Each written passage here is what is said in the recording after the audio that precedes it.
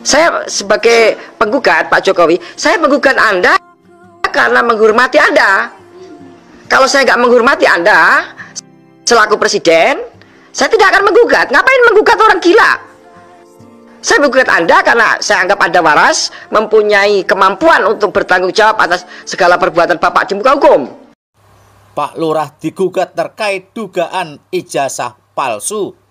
Kalau memang asli, kok hidung dan bibirnya berbeda? Assalamualaikum warahmatullahi wabarakatuh. Bertemu kembali dengan Kang Sen di Indonesia TV News. Para sobat sangat viral di media sosial di mana Pak Lurah digugat karena terkait dugaan ijazah palsu. Pak Lurah harus berani untuk membuktikan di pengadilan.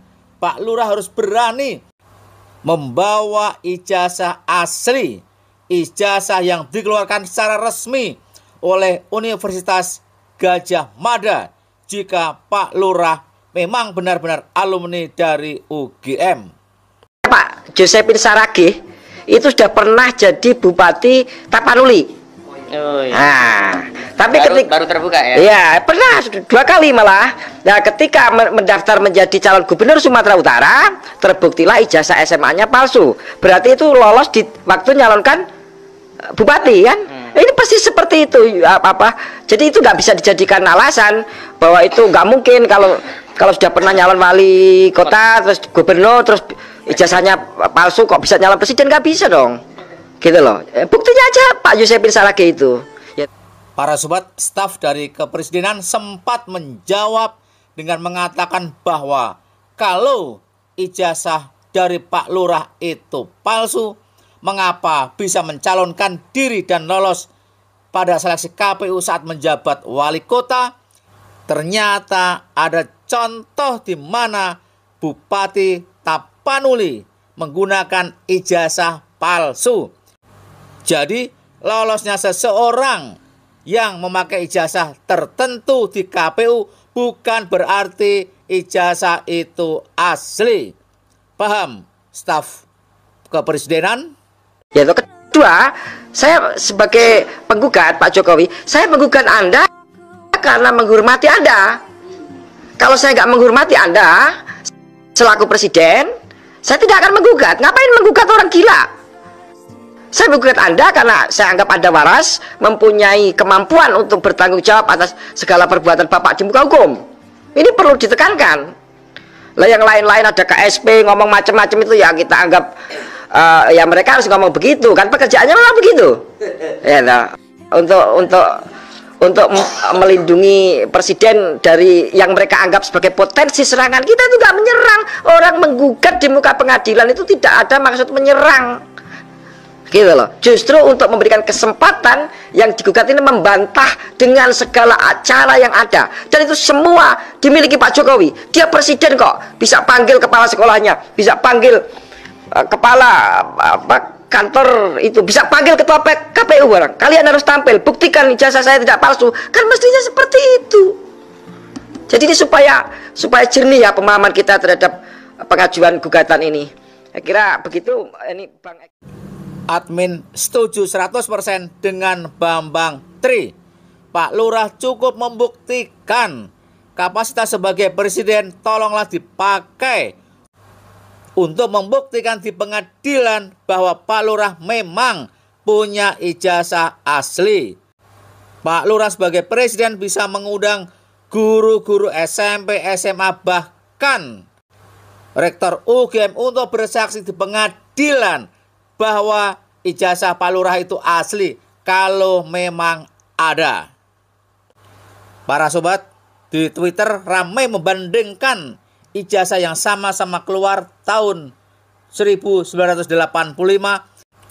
dari UGM. Yang di atas jurusan fisika yang bernama Bambang Nur Cahyo Prastowo dan yang bawah bernama Joko Widodo. Adakah perbedaan antara ijazah yang dikeluarkan UGM yang sama-sama tahun 1985? Kita coba kritisi. Yang pertama, pojok kanan atas ada nomor ijazah. Ya, sangat panjang nomor ijazah yang di atas. Oke. Kemudian kita bandingkan dengan nomor ijazah yang di bawah. Punya Joko Widodo, nomornya cuma 4 digit.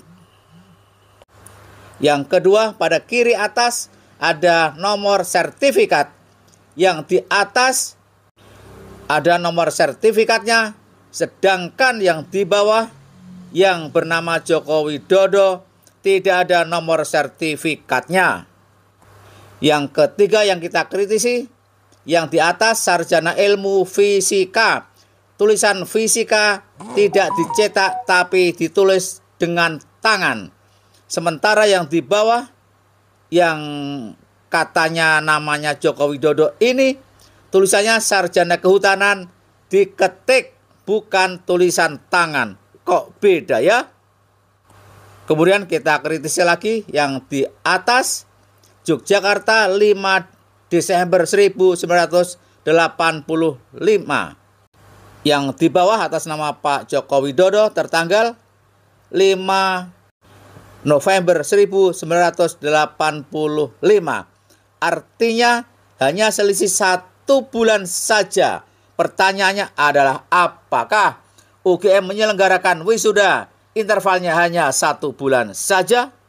Tadi lebih lanjut, setelah kami membaca gugatan, baru kami akan memberikan tanggapan. Kan gitu, elegan. Belum baca sudah nuduh. Kenapa nggak dari Solo? Kenapa nggak dulu waktu gubernur? Kenapa nggak waktu pilpres pertama? Belum baca sudah nuduh. Wah, ini ngeprank. Belum baca sudah nuduh. Wah, ini kebohongan. Ini kebencian. Akan gugat balik.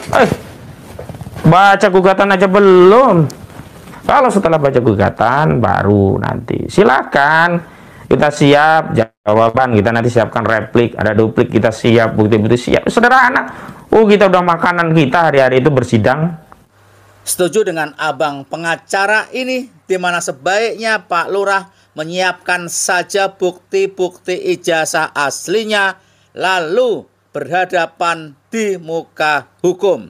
Sebagai warga negara syah, menggugat seorang presiden apabila ditengarai Pak Lurah ketika mendaftar di KPU dulu memakai ijazah palsu.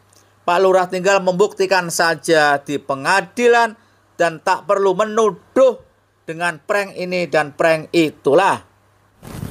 Jadi tidak perlu kemudian mengedarkan narasi mengancam gitu ke rakyat. Rekan sejawat saya Riki Fatama saya juga itu sudah mengingatkan dengan tulisan artikelnya, nggak usahlah istana ngancam-ngancam. Oh, ini gugatan biasa. Oh ya, sekedar mengingatkan, sidang perdana tadi ada yang nanya ya. Sidang perdananya saya sudah dapat panggilan sidang dari Pengadilan Negeri Jakarta Pusat. Sidang perdana pada hari Selasa tanggal 18 Oktober tahun 2022, jamnya jam 9.40. Nah, silakan. Menurut keterangan yang ada di foto ini, Pak Joko Widodo adalah yang nomor 4. Nah, kita saksikan para sobat, yang nomor 4 ini diklaim sebagai Joko Widodo. Apakah benar yang nomor 4 itu Joko Widodo? Silahkan dibuktikan di pengadilan. Sebagai kisi-kisi kita saksikan berikut ini. Pada gambar ini para sobat, pertanyaannya adalah apakah gambar yang di atas A dan gambar yang di bawah B itu satu orang, yaitu Pak Lurah, karena foto wisuda dari Pak Lurah itu mengambil foto yang bawah. Pertanyaan kedua adalah apakah foto ini 2 orang? Yang perlu dijawab oleh Pak Lurah adalah kalau foto ini adalah 1 orang, mengapa bentuk hidungnya kok berbeda? Kemudian bentuk bibirnya juga berbeda. Bagaimana pendapat para sobat? Silakan tulis di kolom komentar. Mohon maaf jika ada yang salah. Wassalamualaikum warahmatullahi wabarakatuh.